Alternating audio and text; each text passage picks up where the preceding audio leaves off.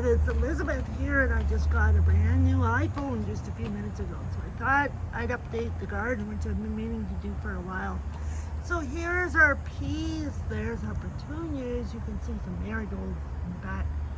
Wow, with this phone it makes things look so much clearer because it's, you know, after 7 at night. So there's our big tomato plant. There's our big tomato plant, and we did pick a tomato off it the other day. Our kale might be finally getting to something. And there's more marigolds. Our beets, of course we planted things too close together this year, but it will be an experiment.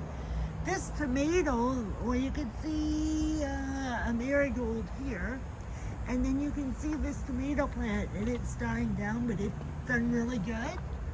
There's another, that's spinach, and this might be a marigold here. There's 2 more tomatoes, you can see them on the plant. And I'm not sure what that plant is. You can see our marigold at the back. Carrots, they're finally doing good. And we've had several beans to eat, but this hasn't been actually been the best year for the garden. But, you know, I know now that they're calling it ShedWars, and that's involved with the title again now, like the former garden. And just like I do a little scan around the garden. One neighbor has butterfly ornaments.